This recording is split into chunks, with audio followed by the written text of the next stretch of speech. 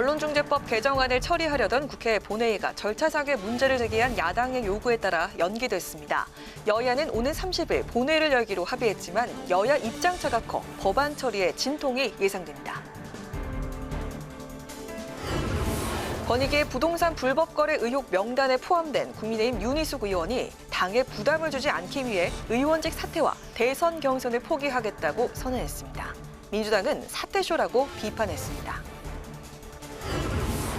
민주당 대선 예비 후보들은 다음 주 1차 선거인단 투표를 앞두고 공약 발표와 당내 지지세를 넓히면서 표심 잡기에 나섰습니다.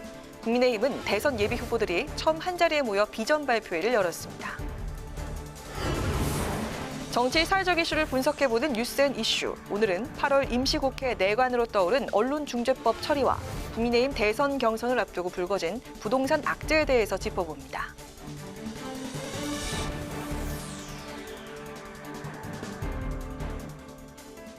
여러분 안녕하십니까? 8월 25일 의정 종합뉴스 뉴스에 시작하겠습니다.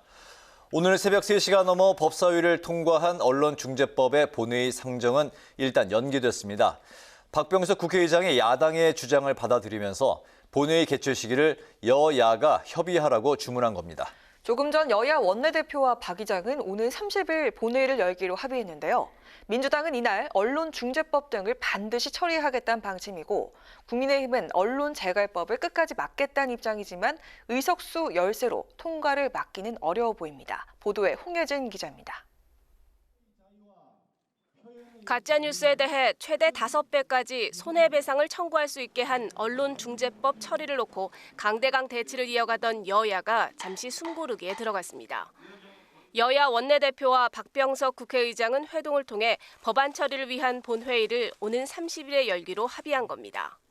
본회의가 연기되면서 당장 여야 충돌은 막았지만 민주당은 반드시 30일 본회의에서 마무리하겠다는 방침이고 실제보다 부풀려진 면이 많습니다. 제가 계속 강조하듯이 우리 언론의 자유와 정당한 취재는 저희들이 일관되게 보호하고 뒷받침해 갈 것입니다.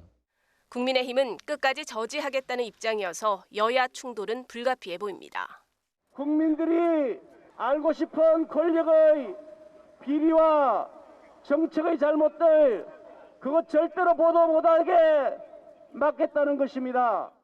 앞서 국민의힘은 언론중재법을 본회의에 상정하는 것은 국회법 위반이라며 문제 제기를 했고 박병석 국회의장이 받아들이면서 본회의가 연기됐습니다. 국회법상 상임위에서 의결된 법안의 본회의 상정을 위해선 하루가 필요한데 언론중재법이 오늘 새벽에 통과해 만 하루가 지나지 않은 겁니다. 물론 의장이 법안을 상정할 수는 있지만 야당이 절차상 하자를 지적한 데다 언론인 출신인 박 의장으로서도 언론중재법 강행 처리 비판이 부담으로 작용한 데 따른 결정이란 분석입니다. 국민의힘은 민주당이 30일 본회의에서 법안 처리 강행에 나설 경우 필리버스터, 즉 무제한 토론을 검토하겠다고 밝혔는데 민주당은 전원위원회 소집 카드로 맞불을 놨습니다. 재적의원 4분의 1 이상 요구로 열 수 있는 전원위는 상임위 통과 법률안을 국회의원 전원이 다시 심사하는 제도인데 민주당은 전원위를 통해 법안의 당위성을 알리겠다는 겁니다. 국민의힘은 전원위 소집에 부정적입니다. 소수당을 위한 필리버스터도 앞서 민주당이 국정원법 필리버스터 등에 자신들이 발언대에 서면서 여론전 효과에 의문이 제기되고 있고 수적 열세를 극복할 방법도 없어 국민의힘의 고심이 깊어지고 있습니다. 국회방송 홍혜진입니다. 전국 경색에 불씨가 되고 있는 언론중재법 개정안을 둘러싼 여야 갈등은 더욱 고조되고 있습니다. 여당은 가짜뉴스를 막기 위한 것이라며 일부 쟁점을 완화했다고 주장하지만 야당은 독소 조항은 그대로라며 강경한 입장입니다. 장정현 기자가 보도합니다. 본회의 의결이라는 국회 최종 관문만 남은 언론중재법 개정안, 야당의 강한 반대에도 여당은 법안의 일부 요건을 삭제해 법사위에서 통과시켰습니다. 징벌적 손해배상의 근거가 되는 고의 중과실 추정 조항 가운데 허위 조작 보도로 회복하기 어려운 손해를 입은 경우를 삭제하고 보복적이거나 반복적인 허위 조작 보도로 피해를 가중시키는 경우에서 피해를 가중시키는 표현도 뺐습니다. 법원은 언론 등의 명백한 고의 또는 중과실로 인한 허위 조작 보도에 따라 손해배상액을 정할 수 있다는 조항에서는 명백한이라는 수식어를 지웠습니다. 여당은 법안이 모호하다는 우려의 일부 조항을 완화했다며 가짜뉴스 피해 사례를 구제하기 위한 것이라고 강조했지만 야당은 독소 조항은 여전하다는 입장입니다. 설령 가짜가 됐다 할지라도 진실하다고 믿는데 정당한 사유가 있는 경우에는 위법성이 인정이 안 되고 면책이 됩니다. 그동안 민주당에게 여러 차례 강력 항의하고 또 그 위헌성과 반인권적 요소를 강력하게 호소했지만 들은 척도 하지 않습니다. 야당과 언론계가 꼽고 있는 독소 조항은 애매모호한 고의 중과실 추정 요건과 언론의 최대 5배까지 청구 가능한 징벌적 손해배상제, 기사열람 차단 청구권 등입니다. 특히 개정안에 조작, 보복적, 왜곡 같은 불명확한 개념이 징벌배상 요건으로 담겨 있어 언론의 비판, 감시 기능이 위축될 것을 우려하고 있습니다. 가짜뉴스를 차단하기 위한 것이다. 언론의 재갈을 물리려는 것이다. 언론중재법 개정안을 둘러싼 여야 공방은 8월 국회 회기 종료가 임박하면서 더욱 격해지고 있습니다. 국회방송 장정현입니다. 야당 의원들에 대한 국민권익위의 부동산 전수조사 결과 후폭풍이 거셉니다.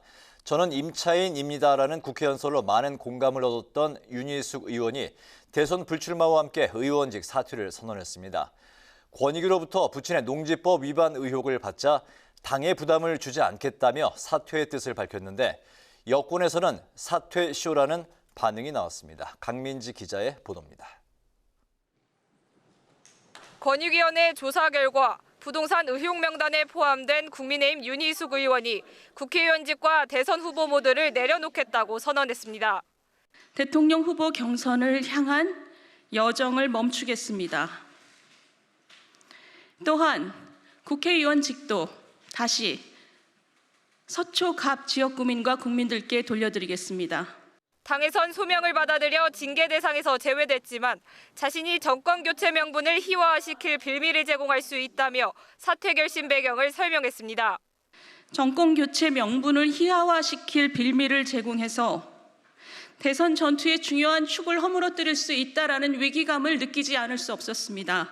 윤 의원은 부친이 세종시 농지를 사들인 뒤 직접 농사를 짓지 않은 점이 문제가 됐습니다. 하지만 자신은 결혼을 하면서 호적을 분리한 뒤 부친의 경제활동은 전혀 몰랐다며 권익위 조사 의도에 강한 의구심을 나타냈습니다. 이준석 대표는 기자회견장을 찾아 윤 의원의 사퇴를 강하게 만류했습니다. 연좌의 형태로 이런 의혹 제기를 한 것에 대해서 저는 참 야만적이다 이런 표현을 쓰겠습니다. 윤희숙 의원의 의원직 사퇴 및 대선 후보 중도 하차를 강하게 만류할 것이고 국회법상 의원직 사퇴가 이루어지기 위해선 국회 본회의 표결이 있어야 합니다. 재적의원 과반 출석에 과반 찬성이 있어야 돼 민주당의 찬성표가 필요합니다. 하지만 민주당에선 윤 의원의 사퇴 선언에 진정성이 의심된다는 반응이 나옵니다. 이재명 캠프 측은 사퇴 의사가 전혀 없으면서 사퇴를 운운하는 쇼에 불과하다고 비판했고 민주당은 윤희숙 의원에 대한 공세를 높였습니다. 저는 임차인입니다 라고 큰소리치던 윤희숙 의원은 어디로 가고 농지 투기의 전형인 경자유지의 원칙을 어긴 탐욕스러운 투기꾼 집안의 딸만 있단 말입니까? 투기 의혹을 받는 다른 의원들은 권익위 조사 결과가 정치적 결정이라며 억울함을 호소하고 있는 가운데 당 윤리위가 구성될 때까지 버티기에 들어갈 것으로 보입니다. 국민의힘은 징계를 받아들이지 않으면 강제적인 조치를 취하겠다는 입장이지만 실효성 있는 조치가 가능할지는 미지수입니다. 국회방송 강민지입니다. 다음은 여야 대선 예비 후보 소식입니다. 더불어민주당 후보들은 다음 주부터 시작되는 1차 선거인단 투표를 앞두고 예정된 일정을 소화하며 지지를 호소했습니다. 국민의힘은 후보들이 한자리에 모여서 자신의 공약을 소개하는 국민약속 비전 발표회를 열었습니다. 임채원 기자가 전합니다. 이낙연 후보는 내년도 예산을 확장해 코로나19와 공존하는 시대를 미리 준비한다고 주장했습니다. 이 후보는 오늘 윤호중 원내대표를 만나 코로나가 장기화됨에 따라 정책 패러다임을 전환해야 한다며 정부 차원의 회복 프로그램을 제안했습니다. 이재명 후보 캠프는 현안 브리핑을 열고 1차 경선 투표 전망을 묻는 질문에 자체 분석 결과 과반 이상의 지지세를 확보하고 있다고 밝혔습니다. 이 후보는 오늘 밤 비전과 공약을 검증하는 당 초선 의원 모임에 참석할 예정입니다. 정세균 후보는 어제 충북 청주에 이어 오늘 대전을 방문해 지역위원회 간담회와 필승 결의대회를 잇따라 열고 표심 잡기에 나섰고, 박용진 후보는 경남에서 기자간담회를 열고 중도 확장성이 있는 자신을 선택해달라고 호소했습니다. 국민의힘은 경선 예비 후보들이 각자 7분씩 자신의 공약을 소개하는 국민 약속 비전 발표회를 개최했습니다. 후보들은 한 목소리로 문재인 정부의 실정을 비판하며 정권 교체를 통해 우리나라가 한 단계 더 도약할 수 있는 기회를 만들겠다고 약속했습니다. 윤석열 정부에선 조국도, 드루킹도, 김경수도, 추미애도 없을 것임을 국민께 약속드립니다. 현 정권이 만든 공수처 탈원전 등 적폐도 청산을 해야 합니다. 이 밖에 최재형 후보는 정치가 부끄럽지 않은 나라를 만들겠다고 강조했고, 원희룡 후보는 문재인 정권이 빼앗은 꿈을 국민께 돌려드리겠다고 밝혔습니다. 부동산 의혹과 관련해 국회의원직 사퇴와 대선 불출마를 선언한 윤희숙 의원은 발표에 불참했습니다. 이준석 대표는 당을 위한 윤 의원의 희생에 감사와 안타까운 마음을 전한다며 그만큼 이번 대선에서 반드시 승리한다고 강조했습니다. 국회방송 임천입니다. 국회 기획재정위원회 전체 회의에선 소득세법 개정안을 놓고 여야가 신경전을 벌였습니다. 특히 장기 보유 특별공제 혜택 축소를 두고 야당의 반발이 거셉니다. 산자중기위에서는 소상공인 지원을 위한 정부의 정책 준비가 미흡하다는 지적이 나왔습니다. 김세정 기자입니다. 기재위에서 논의된 소득세법 개정안은 민주당이 추진하는 것으로 1가구 1주택의 양도세 비과세 기준 금액을 현행 9억 원에서 12억 원으로 상향하고 오랫동안 보유한 주택의 양도세를 깎아주는 장기 보유 특별공제 혜택을 축소하는 내용이 핵심입니다. 민주당은 현행 양도세 비과세 기준은 13년 전인 2008년에 책정한 것으로 물가 상승 반영과 세부담 완화를 위해 소득세법 개정이 필요하다고 강조했습니다. 국민의힘은 과잉 규제와 세금 폭탄으로 집값 상승을 부추긴 정부 여당이 이제 와서 정책 기조를 바꾼다며 원칙 없는 부동산 정책이라고 지적했습니다. 특히 법 통과 이후 취득된 신규 주택에 대해 보유기간 공제율을 양도 차익별로 차등화하는 내용에 반발했습니다. 개정안에 따르면 양도 차익 5억 원 이하는 40%, 5억에서 10억 원은 30%, 10억에서 15억 원은 20%, 15억 원 초과는 10%를 적용하는 방식입니다. 보유 거주 기간을 10년으로 가정했을 때 15억 원 초과 주택 보유자는 기존 80%의 공제를 받을 수 있지만 법이 개정되면 50%로 혜택이 줄어듭니다. 산자중기위에선 소상공인 지원을 위한 정부의 현황 파악이 미흡하다는 지적이 나왔습니다. 코로나19 장기화로 폐업 신청 점포 수는 2019년부터 올해 상반기까지 매년 2.5배 가까이 늘어났는데 점포 수나 매출 파악도 제대로 하지 않고 2년 전 자료로 대응한다는 건 어불성설이라는 겁니다. 국세청과 통계청 이런 부분에 업무 협조가 특수하게라도 이루어져서 이분들의 당장 작년의 상황이 어땠는지 정도는 벌써 모든 데이터를 정확하게 가지고 있어야 된다고 누누이. 스마트시티 사업의 관리 감독에 허점이 있다는 의견도 나왔습니다. 진행형 홈 네트워크에서 필수인 보안 방호벽이 제대로 설치되지 않았고 비상시 필요한 예비 전원 장치도 시공되지 않거나 한국 산업표준 KS가 아닌 안전인증 KC 기준으로 대체됐다는 겁니다. 적합성 평가를 받아서 제출하게 돼 있는데 한 건도 없다는 거예요. 이거 안 해도 된다라고 지침을 산자부도 내렸고 국토부, 과기정통부 다 그렇게 내렸기 때문에 지자체에서는 법대로 이 기술 기준대로 하지 않고 엉터리 지침대로 하고 있다는 겁니다. 회의에서는 또 소상공인 지원금으로 세 차례에 걸쳐 14조 5천억 원 규모의 자금을 편성했지만 수요 예측 실패로 2조 7,500억 원의 잔액이 발생한 것과 관련해 시정 조치의 필요성이 지적됐습니다. 국회방송 김세정입니다. 국회 보건복지위원회는 오늘 전체 회의에서 공공의료 확충과 보건의료 인력 처우 개선을 위한 결의문을 채택했습니다. 결의문은 코로나19 대확산 상황에서 보건의료노조의 다음 주 전면 총파업 예고에 깊은 우려를 표명하고 정부와 노조 간 원만한 합의를 촉구했습니다. 이와 함께 감염병 전문 병원 구축 등 부족한 공공의료를 확충하고 열악한 의료 환경과 보건의료 인력의 처우 개선을 위한 정부의 조속한 대책 마련을 주문했습니다. 여권 초선 의원 모임 철험회가 이번 정기국회에서 수사와 기소분리 입법을 마무리해야 한다고 촉구했습니다. 철험회 소속 의원들은 오늘 기자회견을 열고 수사권과 기소권을 다 가진 검사 지배형 형사사법체계는 전 세계 어디에서도 찾아볼 수 없는 후진적 검찰 제도라며 개선이 필요하다고 강조했습니다. 그러면서 공소청 법안과 중대범죄수사청 설치 법안, 형사소송법 개정안의 신속한 처리를 촉구했습니다. 국민의힘은 당정이 내년 예산안 중 20조 원 이상을 청년 종합대책에 투자하겠다고 밝힌 데 대해서 눈속임 처방만 반복하고 있다고 비판했습니다. 국민의힘은 논평을 통해 지난달 기준 20대 구직 단념자는 작년보다 15.5% 급증했고 청년 체감 실업률은 지난 1분기 기준 26.5%를 기록했다며 이같이 주장했습니다. 그러면서 문재인 정부는 청년 문제 해결 실패를 솔직히 인정하고 땜질 처방이 아닌 실질적인 대책을 내놔야 한다고 강조했습니다.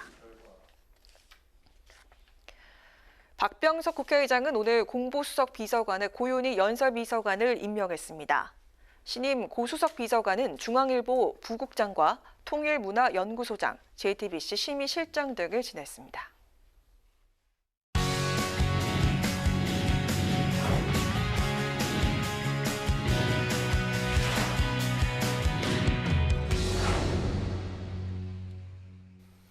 네, 오늘 이슈 분석 박지영 기자와 함께합니다. 박 기자, 어서 오세요. 네. 오늘 원래 예정이 됐었던 국회 본회의가 연기가 됐는데 왜 그렇게 된 건지 이유부터 들어볼까요? 네, 국민의힘이 쟁점 법안인 이 언론중재법 개정안의 처리 요건을 문제를 삼았기 때문입니다. 네, 김기현 원내대표가 오늘 아침에 박병석 국회의장을 찾아가서 오늘 본회의에 이 언론중재법 개정안을 처리해서는 안 된다 이렇게 요구를 했습니다. 이제 앞서 그 리포트에서도 이제 말씀을 드렸는데 국회법을 이제 근거로 들었거든요. 이 국회법 제 93조 2에 따르면 위원회가 법률안 심사를 마치고 의장에게 보고서를 제출한 후 하루가 지나지 않았을 때는 의사 일정을 상정할 수 없다 이렇게 규정을 하고 있습니다. 이 오늘 새벽 법사위에서 언론중재법 개정안이 통과가 됐기 때문에 이 본회의 상정 요건이 안 된다는 주장입니다. 이 박병석 의장도 이 같은 야당의 주장을 받아들이면서 본회의 개최를 연기를 했고 여야의 추가 협의를 주문했습니다. 네네. 언론중재법 개정안이 이제 오늘 새벽 4시인가요? 법사위에서 네. 민주당이 야당 퇴장 속에 이제 처리를 강행을 했는데 민주당 내에서도 언론중재법 개정안에 대해서 이제 우려의 목소리가 나오고 있다고요.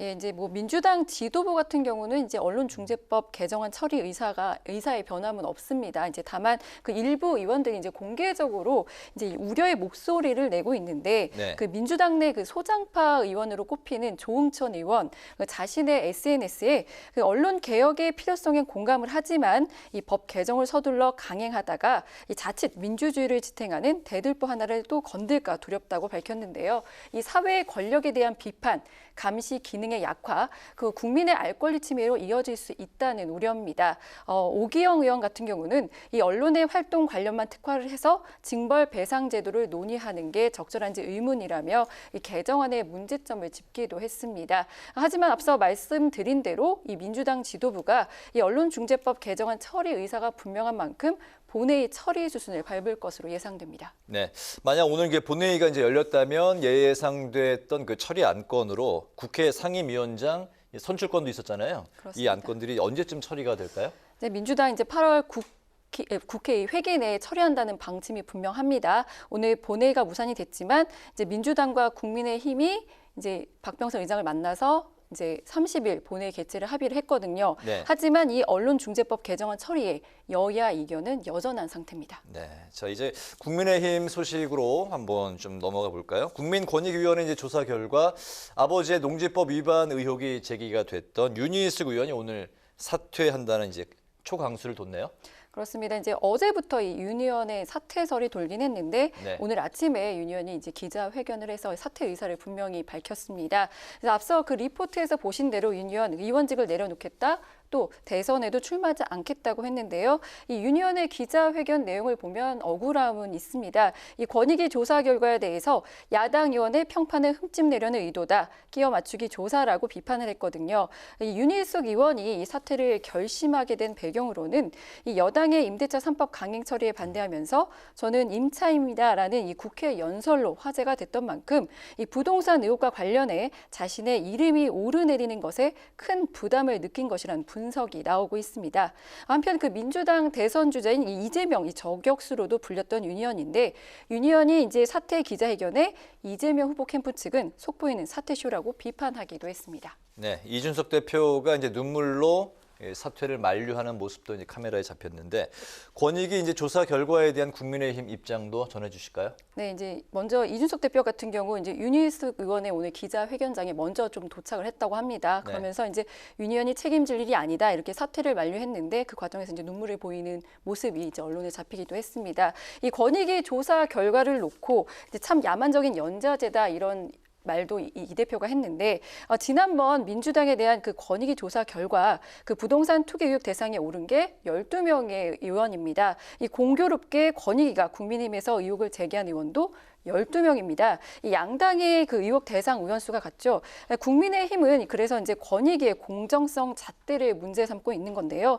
이준석 대표는 권익위가 제기한 의혹 내용을 보면 이 부동산 투기 또 비의 구성 요건도 갖추지 못한 것들이 많다고 지적을 했고요.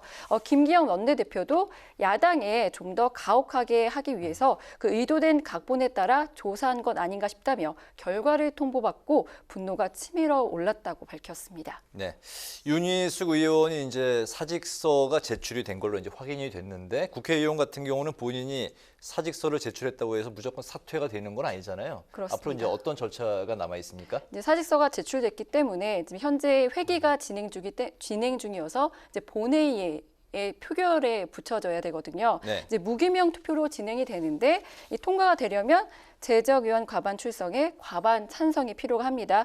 여기서 이제 민주당이 사퇴를 하는데 반대할 리는 없겠죠. 때문에 민주당이 이제 과반 이상 의석을 확보하고 있어서 윤 의원의 사직서가 본회의에 붙여지게 된다면 통과할 가능성이 커 보입니다. 네, 그렇군요. 오늘 이슈 분석에서는 언론중재법 처리 연기 그리고 국민의힘 윤희석 의원 사퇴까지 살펴봤습니다. 박지영 기자 수고했습니다.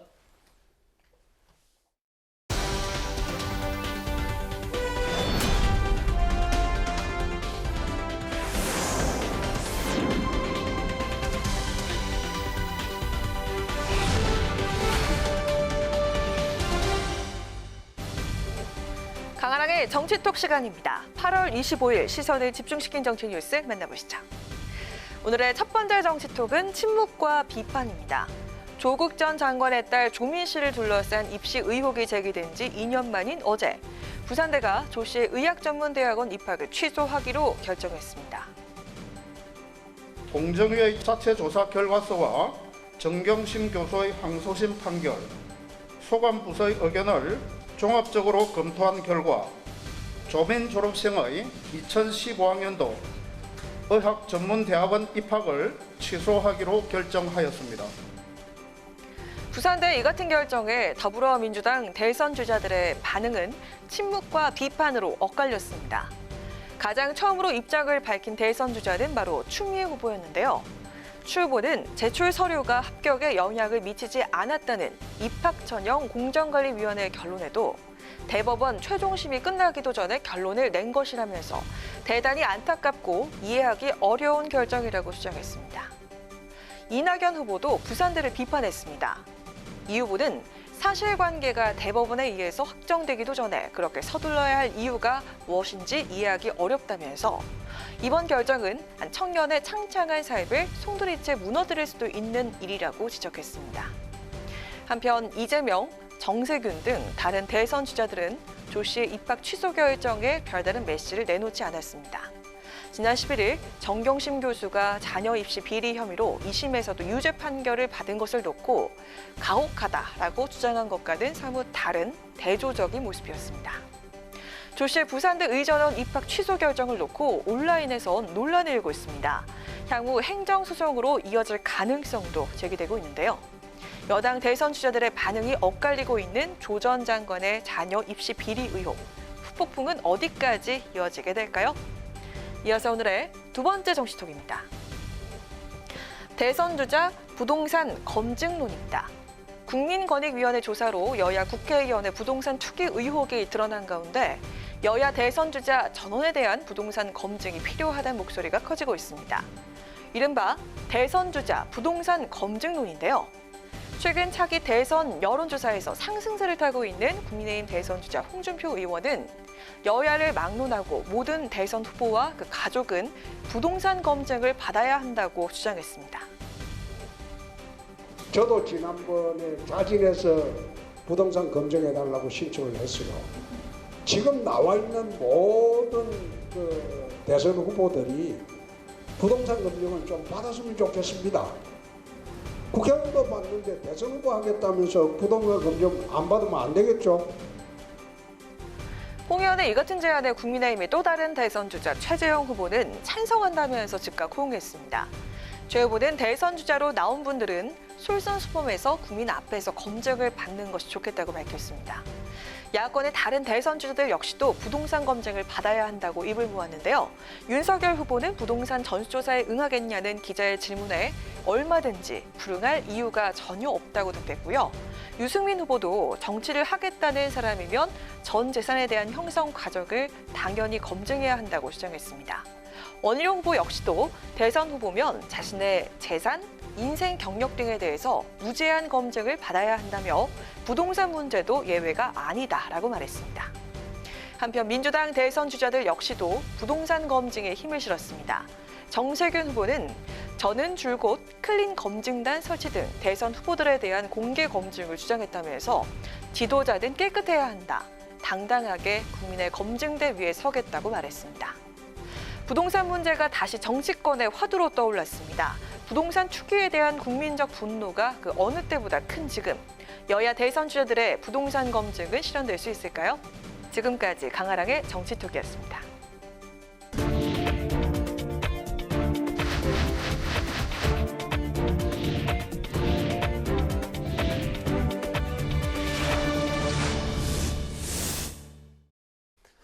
네, 이번 순서는 정치, 사회적 이슈를 분석해보는 뉴스앤 이슈입니다. 매주 수요일 저희와 함께 하시는 두 분, 최진봉, 장성철 교수 나오셨습니다. 두 분 어서 오십시오. 안녕하세요. 네.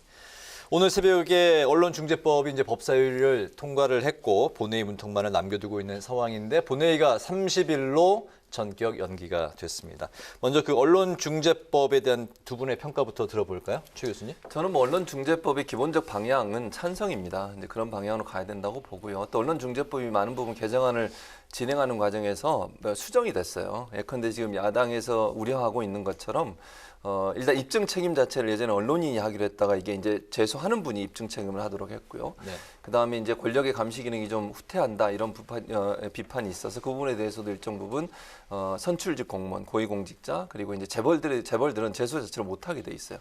그렇게 막아놔서 그것도 이제 어느 정도 해결됐다고 보고 그리고 이제 이게 법이 시행되는 게 대선 끝나고 나서 4월부터거든요. 2022년 4월에 시행이 되기 때문에 대선 과정에서 이 법이 시행될 가능성은 낮고 물론 한 두 가지 정도 개인적으로 저는 조금 미흡한 부분이 있다고는 생각을 해요. 예를 들면 피해액을 산정하는 것이 좀 어려울 수 있고요. 두 번째는 전체적으로 이 법이 시행되는 과정에 있어서 이제 기자들이 제대로 취재하는 부분들을 독려하고 또 할 수 있도록 만드는 점에서는 긍정적으로 평가할 수 있지만 일정 부분 이제 취재나 의혹에 있어서 조금 위축되는 효과가 있지 않을까 이런 우려는 있습니다. 그러나 이제 그런 부분들에 대해서는 보완해 갈 필요가 있다는 생각이 들고요. 전체적으로 저는 뭐 언론중재법의 개정은 찬성하고 방향 자체는 맞다고 봅니다. 네, 말씀하신 그런 이제 보완에 대한 그런 이제 그 항목들 때문에 민주당 안에서도 이제 우려의 목소리가 나오고 있네요. 그렇죠. 어제 4시에 이제 상임법제사법위원회를 통과했는데 그때도 계속해서 문구 가지고 문장 가지고 계속 논의가 많았어요.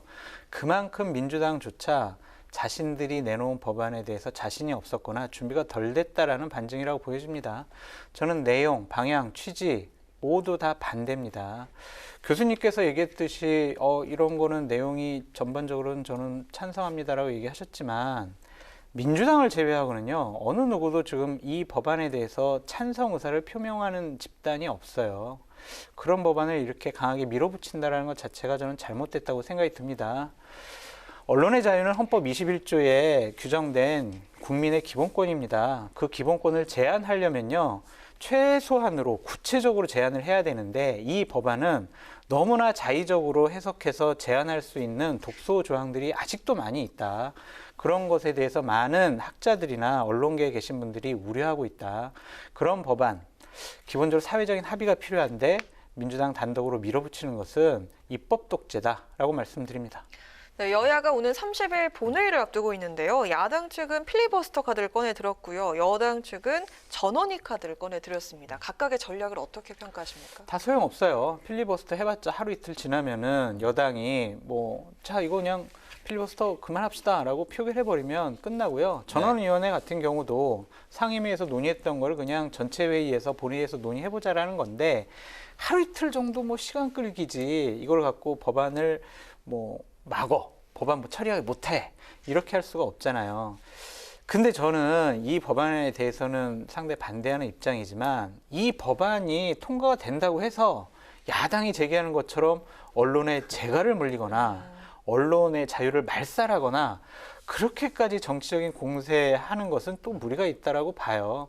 우리 공수처 그때 통과될 때 보면 공수처 되면 진짜 나라가 그냥 완전히 난리가 날 것처럼 우리가 예상을 했었잖아요. 토론도 그때 우리 많이 했었는데 그러고 보면 공수처가 하는 일이 그렇게 썩 우리가 걱정했던 것만큼 많은 우려 있는 상황들이 나타나지 않고 있다. 지금 이 상황에 대해서는 정치권에서의 정치적인 공방이 너무 많은 것이다. 우려만큼 많은 걱정스러운 일들은 벌어지지 않을 것도 같다. 그럼에도 불구하고 밀어붙이기식의 법안을 상정해서 통과시키는 것은 집권 여당이 이렇게 해서는 안 된다라고 말씀드려요. 네, 법에 대한 이제 개정의 그런 부분, 수정해야 될 그런 부분들은 있지만 실제 이제 우려할 만한 그런 상황들은 많이 일어나지는 않을 것이다라고. 그러니까 제가 장 교수가 이제 합리적으로 얘기하는 게 저런 부분이에요. 물론 가끔 합리적이지 않을 때가 있긴 하지만. 어떤 게 불합리합니까? 그러나 오늘처럼 저런 자세가 저는 필요하다고 봐요. 야당도 저렇게 접근하면 설득력이 훨씬 높아요. 그런데 이게 언론 말살법이다, 언론 재갈법이다 이렇게 얘기하는 것은 너무 과도한 주장이에요.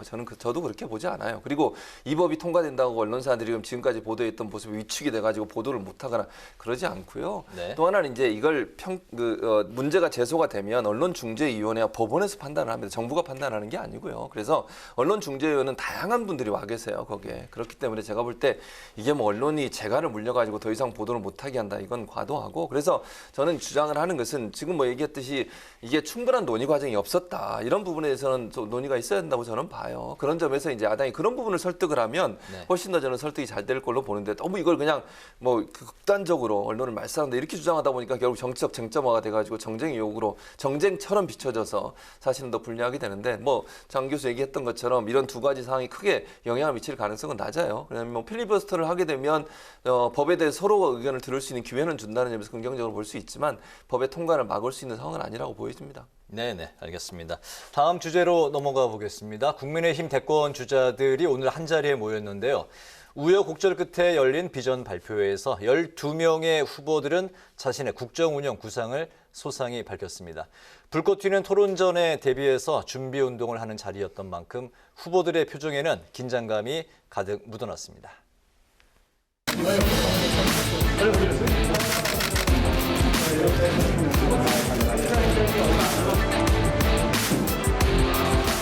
오늘 안타깝게도 함께 하지 못하신 윤희숙 의원님의 큰 결단과 그리고 당을 위한 희생에 대해서 다시 한번 감사한 마음과 안타까운 마음을 전하도록 하겠습니다. 앞으로 펼쳐지는 무대는 저희가 준비한 여기 계신 예비 후보님들을 위한 그런 무대입니다. 저는 묵묵히 지원하겠습니다. 감사하고 또 환영합니다. 그리고 열심히 하겠습니다. 만일 새로운 대한민국을 나가는 저는 국민입니다.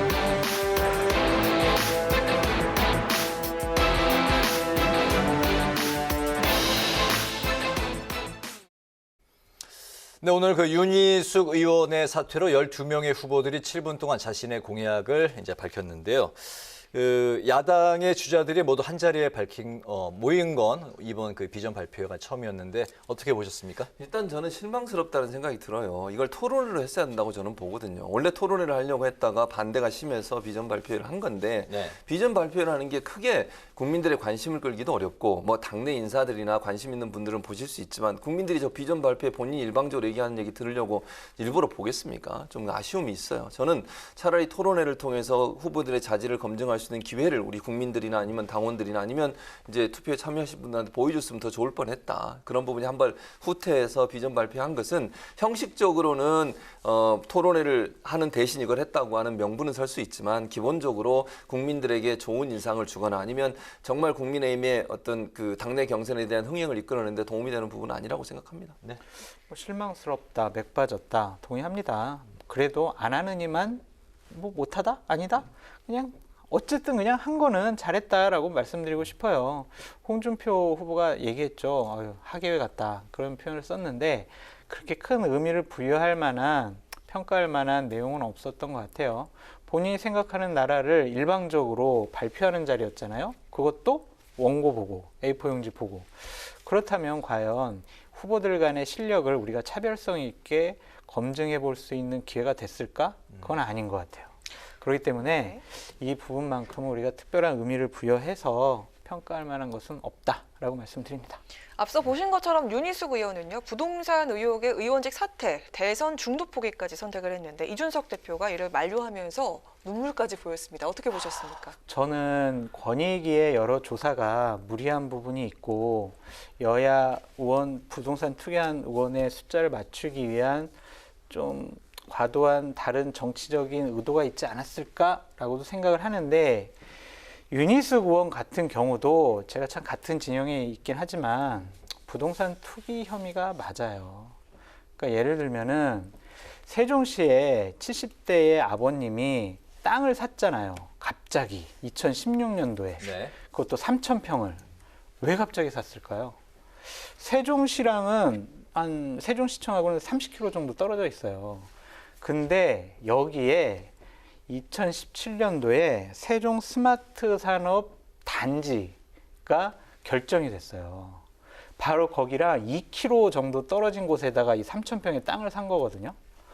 그렇다면 이거 투기가 아니다라고 말씀드리기가 어려운 게 뭐냐면 이런 산업단지를 구성할 때 KDI에서 예비 타당성 검토를 해요. 그 당시에 KDI에 근무했던 분이 윤희숙 의원이에요. 그러면 우리가 합리적으로 자, 윤희숙 의원이 예비 타당성 검토를 하면서 저 자리에 산업단지가 들어오니까 거기에 사면은 이게 투기를 의심받으니 그 옆에 있는 곳에 땅을 사는 게 좋겠다라고 본인보다 아버지한테 얘기해서 갑자기 아버지가 땅을 샀고 거기에 임대차 계약을 맺어가지고 본인이 직접 농사를 짓지 않았다라고 추측하는 게 합리적인 것 같아요. 그러니까 이러한 부분이 아직 나오지 않았잖아요, 언론에. 제가 아마 처음 밝히는 것 같은데 이러한 부분에 대해서 분명히 윤희숙 의원은 답변을 해야 된다. 단순히 저는 억울해요. 그렇지만 제가 억울함을 밝히기 위해서 그냥 대선 후보 의원직 다 사퇴할게요. 너무 큰 선택을 했잖아요, 멋있게. 그거 이면에는 혹시 이런 것이 있지 않았을까라는 의문에 대해서는 분명히 본인이 입증 책임을 해야 된다라고 말씀드리고 싶습니다. 아버님의 부동산 투기가 이제 맞다라고 이제 말씀을 하셨는데 이준석 대표가 연좌제 표현을 썼네요.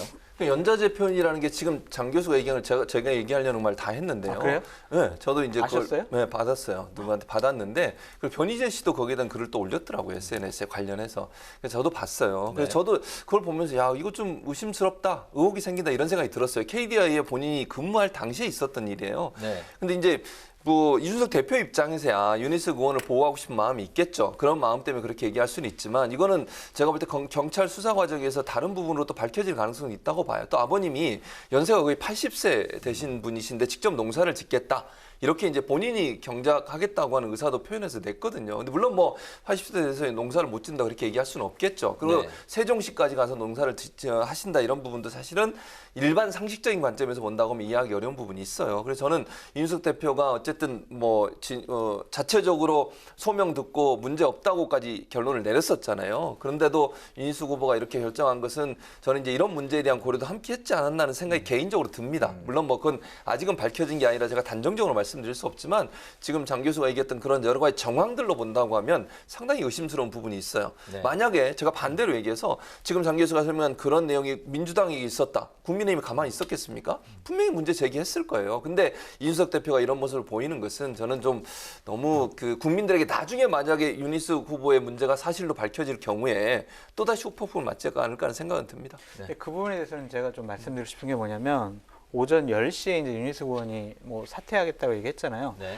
그때까지만 해도 이 사실이 알려지지 않았어요. 이 사실은 이제 민주당 소속 보좌진들이나 네티즌 수사대들이 막 검색을 해가지고 막 민주당 쪽에 있는 분들한테 막 뿌리더라고요. 그래서 저도 그분들한테 이제 받은 내용인데 그 내용을 보니까 상당히 의심 안 할 수가 없어요. 그래서 저도 같은 진영에 있지만 이 부분만큼은 제대로 해명을 해야 된다라는 말씀을 드리는 겁니다. 알겠습니다. 여당의 이제 지난번 이제 전수조사 결과 당시에 야당은 권익위가 손도 대지 못한 그런 더 많은 투기 의혹들이 숨겨져 있을지 모른다 이런 논평을 냈었는데 이번에는 권익위의 그 공정성에 대해서 이제 비판을 하고 또 시비를 걸었습니다.